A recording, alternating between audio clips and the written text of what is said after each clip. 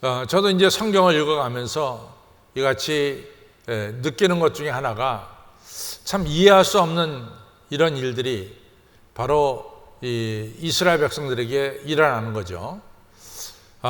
우리가 출애굽기 2장에 보면은 이스라엘 백성들이 너무나 애굽에서의 고역이 심하니까 하나님께 향해서 부르짖어 기도합니다. 하나님, 도대체 못 살겠습니다. 좀 살려주세요 하면서 부르짖어 기도할 때 하나님 그 부르짖음을 들으셨다, 이렇게 말씀하고 있어요.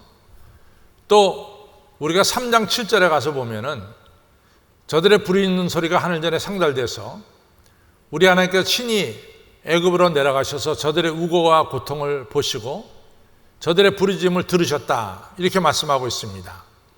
그러면서 모세에게 말씀하기를 너는 저들을 애굽 땅에서 이끌어내서 이제 기르가스 족속, 헷 족속, 여부스 족속, 가나안 족속들이 살고 있는 가나안 땅으로 인도하여 데려라. 그리고 그 땅에서 저들이 젖가꿀이 흐르는 땅에서 살게 되리라.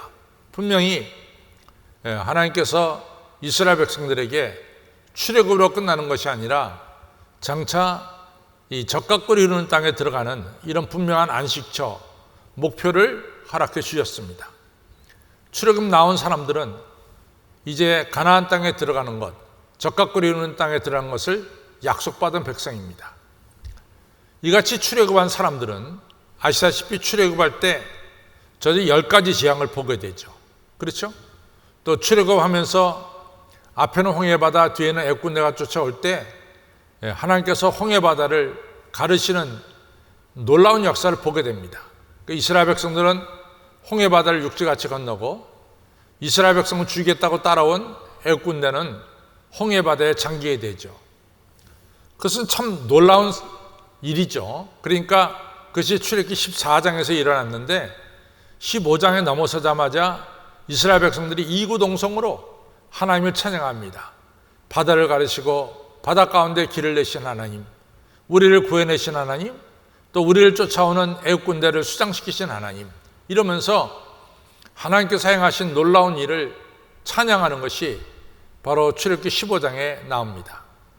그러나서 이제 가나안 땅으로 전진해 들어가면서 하나님께서 메마른 광야 속에서 살아갈 수 있도록 만나와 메추라기를 주셨고 또 물 없는 간조한 땅을 지나게 하면서 하나님께서 바위를 쳐서 샘물을 먹을 수 있도록, 물을 마실 수 있도록 물을 공급해 주셨습니다.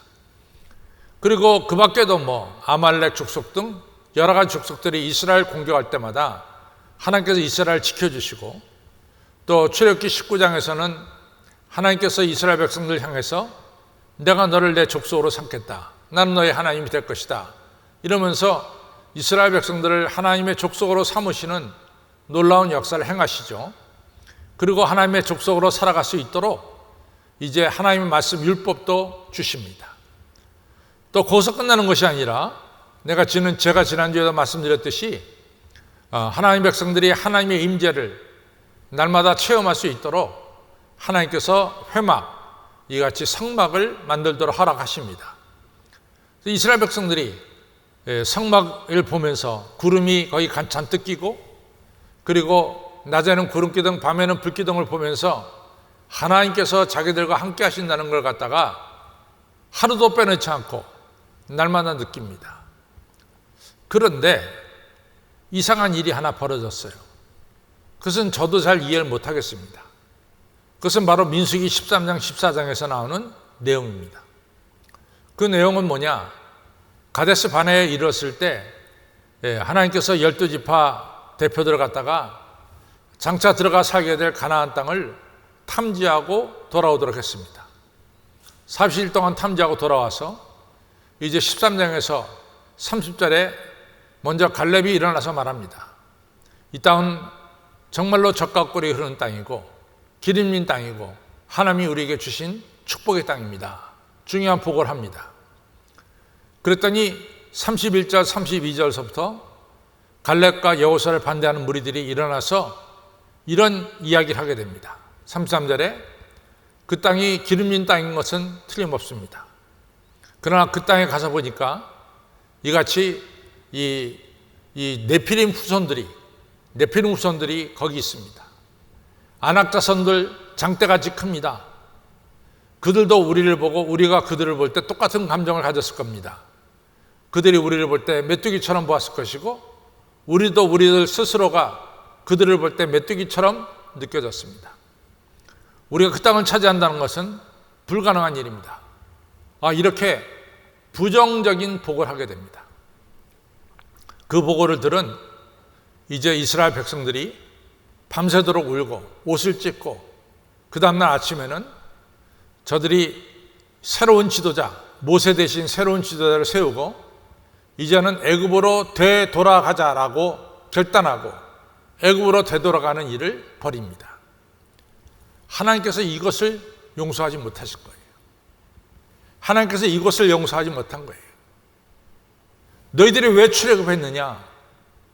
너희들이 너무 고난이 심해가지고 부르짖어서 기도해서 내가 너희들을 출애굽시켰고 그리고 가나안 복지로 영광된 미래로 가기로 이같이 결정짓고 지금까지 나온 것이 아니냐. 너희들 오늘도 만나를 먹으면서 이 만나 누가 주셨느냐? 하나님이시었고 메추라기를 먹으면서 이 메추라기 누가 줬느냐? 하나님이시었고 너희들 오늘도 물을 마시면서 이 간조한 땅에서 물을 누가 주셨느냐? 하나님이시었고 너희들 오늘 이 시간도 회막을 보면서 거기에 하나님이 계심을 보고 있지 않느냐 말이야. 근데 어떻게 너희들이 하나님께서 주신 영광된 미래를 저버리고 다시 뒤로 노예의 땅으로 너희들 되돌아가려고 하느냐? 어찌 그러느냐 말이야.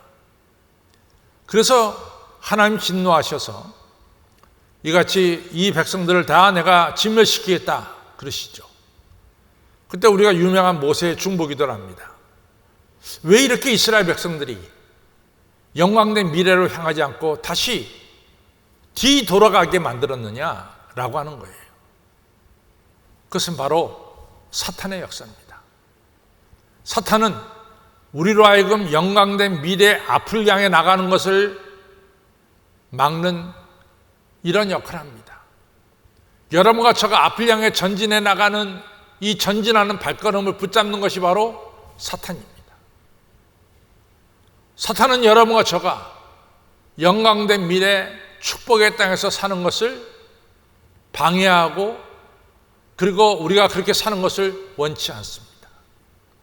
사탄은 오늘 여러분과 저가 누리는 이러한 모든 축복을 갖다가 깨트리고 파괴시키려고 하는 이런 시험을 오늘도 하고 있습니다. 여러분 한번 생각해 보세요. 아니 하나님께서 에덴 동산을 만드시고 거기 아담과 이브를 창조하시고 하나님과 동행하며 살도록 해주셨어요. 그게 뭐가 잘못됐어요? 그냥 그렇게 잘 살도록 내버려두면 안 되냐 말이지. 하나님과 동행하며 살도록 내버려두면 안 되냐 말이지. 사탄은 그것을 눈에 못 봅니다. 볼 수가 없어요. 그 행복을 그냥 놔둘 수가 없어요. 그러니까 이브에게 접근하고 하나님 먹지 말라고 한 동산 중앙에 있는 실과를 먹도록 유혹하고 결국은 아담과 이브가 그 유혹에 넘어가서 그 동산 중앙에 있는 실과를 먹게 되고 그 행복한 것, 아름다운 것을 그냥 깨트려버리고 거기서 나올 수밖에 없게 만드는 이러한 일을 한 것이 바로 사탄입니다. 사탄은 오늘 여러분과 저가 누리는 이러한 귀한 축복과 은혜를 그냥 놔주질 않습니다. 시험하는 거죠. 사도 바울이 1년 반 동안 고린도 교회를 잘 세웠어요. 사도 바울은 순회 전도자이기 때문에 고린도 교회를 떠날 수밖에 없어요. 그래서 에베소 교회에 갔어요. 사도 바울이 세우는 교회 뒤에 소위 말해서 지도자들이 거기를 찾아와서 복음을 전한다고 찾아왔어요. 결과는 뭡니까? 교회가 깨진 거예요. 바울 교회, 아볼로 교회, 베드로 교회, 예수님 교회, 교회 내 4분 5열이 생긴 거예요. 누가 그 일을 했냐 말이지. 소위 자기를 사도라고 말하는 자들이 와서 교회를 깨트리기 시작했어요. 아름다운 교회를 파괴시킨 거죠. 그때 사도 바울이 고린도후서 11장에서 이런 말을 합니다. 사탄도 자기를 광명의 천사로 가장하느니라. 사탄도 와서 자기를 광명의 천사로 가장하느니라. 저들은 사도라고 말하지만은 괴hul의 역군이다 말이에요. 이처럼 교회를 파괴시키고 분열시키는 자들은 괴hul의 역군이다. 그 교회가 잘 되도록 내버려두지 않고 그것을 시기하고 파괴시키는 이러한 역할을 하는 것이 바로 사단의 역할이다, 이런 얘기죠. 이처럼 사단은 여러분과 저가 영광된 미래로 나가는 길을 막습니다. 두 번째, 사단은 여러분과 저가 현재 누리고 있는 이 축복을 갖다가 그냥 놔두질 않아요. 이걸 깨트리려고 오늘도 사단은 이같이 우리를 시험하고 있고 우리에게 찾아와서 우리를 파괴하려고 오늘도 우리를 유혹하고 있습니다. 그 다음에 사단은 우리 마음에 두려운 마음을 갖게 하는 거예요. 미래에 대한 두려운 마음을 갖게 하는 거죠. 근심과 걱정을 품게 만드는 겁니다. 지금 오늘 디모데후서에 쓴 사도 바울은 지금 어디 있냐? 이제 로마 감옥에 있어요. 근데 사도 바울이 로마 감옥에 있으면서 자기가 믿음의 아들로 세운 디모데가 좀 이상해지고 있어요. 두려운 마음을 가지고 있단 말이죠. 걱정과 근심에 쌓여 있다는 거죠. 사도 바울이 이래서는 안 되겠단 말이지. 그래서 디모데에게 오늘 편지 쓴 거죠. 사랑하는 디모데야, 하나님이 너에게 준 것은 두려운 마음이 아니라 하나님께서 너에게 능력을 주시고 사랑해 주시고 근신하는 마음을 주셨느니라. 두려움에 쌓여서 영광된 미래로 나아가지 못하는 낙오된 자가 되지 말아라. 너는 오늘 두려운 마음을 버리고 하나님이 주신 능력과 사랑과 근신하는 마음 가지고 영광된 미래를 향해서 나아가라. 이런 귀한 말씀을 오늘 우리가 읽은 성경에서 주신 거죠. 여러분과 제가 오늘 8월 초하루입니다. 우리에게 근심된 일이 많이 있어요. 이 코로나 바이러스가, 이 팬데믹이 이렇게까지 계속될 줄은 몰랐어요. 신문에 보니까 하루에 950개의 자영업자들이 문을 닫는다 그래요. 이게 쉬운 일은 아닙니다. 여러 가지 어려운 일들이 많습니다. 그런 가운데도 하나님은 오늘 우리들에게 영광된 미래로 나아가도록 인도하고 계십니다. 오늘 말씀을 통해서 여러분과 저는 뒤로 물러서는 자들이 아니라 하나님이 약속한 영광된 미래로 나아가는 이런 하나님의 성도들이 다 되시기를 주님의 이름으로 축원합니다. 첫 번째로 중요한 것은 두려워하지 말라는 거예요. 디모데가 왜 두려움을 가졌느냐? 아주 단순해요. 들려오는 소문에 의하면 사도 바울이 곧 순교할 것 같아요. 죽을 것 같아요. 그럼 사도 바울이 죽으면은 사도 바울이 세운 교회들은 다 어떻게 될 거냐? 사도 바울이 죽는 것으로 끝나겠느냐? 사도 바울의 믿음의 아들인 우리들, 크리스찬들을 로마가 더 집요하게 박해할 것이 아니냐? 그러면 우리가 이 모든 교회가 문 닫게 되고 우리는 어떻게 될 것이냐? 걱정이 지금 붙고 있습니다. 그런 거 생각하니까 너무 미래가 두려운 거예요. 걱정스럽고. 그래서 사탄이 하는 거예요. 그러니까 디모데후서 과도코 1장 7절에 디모데야, 하나님이 주신 것은 두려워하는 마음이 아니라 능력과 사랑과 근신하는 마음이다. 이렇게 말씀하고 그 다음에 1장 8절에 사도 바울이 디모데에게 말씀하기를, 디모데야, 너 계속해서 복음의 증거를 해야 된다. 주의 증거를 증거해야 된다. 두 번째로는 내가 감옥에 갇힌 것, 사도 바울이 감옥에 갇힌 것에 대해서 조금 더 부끄럽게 여기지 말아라. 너 조금 더 마음에 쓰지 말아라. 세 번째로 네가 주의 능력을 통해서 복음을 전해라. 그리고 복음을 전할 때 고난도 받을 생각을 해라. 너 예수님 믿으면서 나갈 때 네 앞에 꽃길만 있다. 그렇게 생각하지 말아라 말이야. 네가 복음을 전할 때 꽃길도 있을지만 눈물의 골짜기도 있을 거야. 네가 신앙생활할 때 꽃길만 있는 것이 아니라 어려움도 있을 것이야. 이런 생각을 해라 말이야. 아주 중요한 말씀을 하고 있는 거죠. 여러분과 저가 생각하는 근심과 걱정이 앞으로 이루어진다라고 누가 말하고 있어요? 누가 말하고 있냐 말이죠. 아무도 그런 건 없어요. 우리가 가지고 있는 근심과 걱정은 우리 스스로 우리 안에서 생산되고 발전되고 그런 것들이 너무나 많은 거죠. 우리 스스로 발전시켜서 만드는 게 너무나 많은 거예요. 사도 바울이 디모데에게 야, 그런 걱정 왜 해, 네가? 넌 그런 거 걱정할 거 없어. 나를 볼까? 나는 지금 로마 감옥에 있지만 조금 더 두렵지 않다? 나를 택하시고 나를 건져주신 그분께서 나를 영원토록 지켜줄 것을 나는 확실하게 믿는다. 내가 의뢰한 자를 나는 확실히 믿는단 말이에요. 여러분, 그렇습니다. 우리가 가지고 있는 근심과 걱정의 대부분은 우리 스스로 만들어낸 거예요. 그래서 잠언 4장 23절에 그래서 무릇 지킬 만한 것보다 더 중요하게 지켜야 될 것은 우리의 마음과 심령입니다. 여러분들, 내가 의뢰하신 하나님께서는 우리 여러분과 저를 끝까지 지켜줄 줄로 믿습니다. 두려움을 버리시길 바랍니다. 그것이 영광된 미래로 나가는 길이에요. 두 번째로, 사도 바울은 디모데에게 너에게 능력이 있음을 알아라. 참 중요한 말씀이에요. 사도 바울이 너에게 능력이 있음을 알으라고 말할 때 적어도 두 가지를 얘기합니다. 첫째는 뭐냐?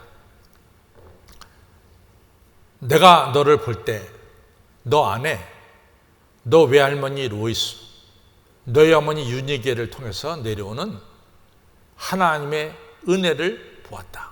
이게 첫 번째입니다. 오늘 우리에게 하나님께서 성령의 능력을 부어주셨어요. 이 야곱이 창세기 28장에서 이제 브에세바를 떠나서 밧다라람으로 가는 길에 루스, 지금은 베델이라고 말하죠. 이것을 야경을 하게 됩니다. 너무 두려운 밤이었어요. 이 밤에 사나운 짐승이 찾아와서 야곱을 물어갈 수도 있습니다. 그날 밤에 하늘의 문이 열리고 사닥다리가 내려지면서 천사가 오르락 내려가면서 위에 하나님 계셨어요. 하나님 무슨 말씀 하십니까? 야곱에게 나는 네 조부 아브라함의 하나님이고 너 아버지 이삭의 하나님이다. 너 야곱이야. 하나님은 아브라함과 이삭과 야곱에게 함께 하시는 하나님이다. 내가 너와 함께 한다. 이런 얘기죠. 오늘 디모데에게 한 얘기가 똑같은 얘기입니다. 디모데야, 너희 외조모 로이스에게 역사하신 하나님, 너 어머니 유니게에게 역사하신 하나님, 그리고 너에게 역사하시는 하나님이시단 말이야. 하나님의 능력이 네 외조모 로이스에게 있었고 너희 어머니 유니게에게도 있었고 하나님의 능력이 너에게 있는 것을 네가 알아라 말이야. 하나님의 능력이 너에게 있는 것을 알아라 말이야. 두 번째로, 내가 너한테 안수기도 할 때, 너를 하나님의 일꾼으로 세울 때, 네 안에 성령의 역사가 일어남을 내가 보았다. 너에게는 성령의 능력이 있어. 그것을 기억해라 그 말이죠. 여러분, 오늘 여러분과 저에게 성령의 능력이 있습니다. 성령의 능력이 아니면 이 자리에 오지도 않아요. 이 자리에 올 수도 없어요. 성령의 능력이 아니면 오늘 텔레비 앞에서 핸드폰 앞에서 예배를 드리지도 않아요. 여러분과 저의 마음속에는 성령님이 역사하시기 때문에 예수님이 나의 구세주라고 고백하고 있고 성령의 능력이 있기 때문에 이 자리에서 예배를 드리고 있는 거예요. 왜 그것을 무시합니까? 여러분과 저의 마음속에는 성령의 능력이 있음을 믿으시기 바랍니다. 그게 없다면 오늘 이 자리에 있을 수가 없어요. 오늘 우리 하나님께서는 여러분과 저에게 성령의 능력을 주신 거예요. 디모데야, 네 안에 있는 성령의 능력을 기억해란 말이야. 그 능력을 의지하고 살아란 말이지. 중요한 메시지입니다. 믿고 강구하시면 응답될 줄로 믿습니다. 내 안에 성령의 능력이 있어요. 누가 우리를 건드리겠어요? 그러니까 사도 바울이 로마서 8장 38절 39절 그러잖아요. 누가 여러분과 저를 예수 그리스도 안에 있는 사랑, 하나님의 사랑의 줄에서 끊을 수 있겠느냐? 사망이나 생명이나 천사들이나 권사들이나 능력이나 높음이나 기쁨이나 다른 어떤 피조물도 예수 그리스도 안에 있는 하나님의 사랑의 이 능력에서 끊을 수가 없단 말이지. 여러분과 저의 마음속에는 성령의 능력, 하나님의 사랑, 하나님의 권능이 있음을 믿으시기 바랍니다. 이 능력을 믿고 앞을 향해 나가는 거예요. 이 능력을 믿고 여러분과 저가 이것을 꼭 기억하시기 바랍니다. 그 다음에 세 번째는 사랑과 근신하는 마음으로 나가라. 자, 사랑을 봅시다. 여러분들, 사랑은 나를 사랑하는 사랑이 있어요. 그런데 우리가 왜 근심과 걱정에 빠지느냐? 나만 사랑하는 이 사랑의 관점에 빠질 때 그런 거예요. 자기 에고, 자기만을 사랑하는 거기에 빠질 때 그러는 거예요. 여러분, 자기만 생각하는 거야. 자기만 사랑하는 거야. 우리가 20대, 30대에 가지고 있는 젊은 건강, 늙으면 없어집니다. 그러면 어떻게 되지? 걱정을 하는 거지. 20, 30대 가졌던 아름다운 모든 것들, 늙으면 다 없어지는데 그 늙으면 그때 되면 어떡하지? 지금은 사람들이 나한테 관심을 가지지만 늙으면 나한테 관심이 있다 하면 나는 어떻게 살지? 모든 것이 자기에게 집중이 되어 있는 거야. 오늘 내가 가지고 있는 이런 것들을 장차 잃어버리게 되면 어떻게 되지? 그러니까 근심과 걱정이 쌓여지는 거예요. 자기에게 포커스를 맞춰주니까 걱정이 생겨지고 두려움이 생기는 거죠. 근데 우리가 나만을 사랑하는 이 에고적인 사랑에서 조금 떠나서 나를 사랑하시는 예수님의 사랑을 좀 생각해 보자고 말이에요. 예수님이 여러분과 저를 어떻게 사랑하십니까? 높고 높은 보좌를 버리시고 낮고 천한 이 땅에 오셔서 여러분과 저를 사랑하시는 거예요. 여러분과 저를 죄악에서 건져주셨어요.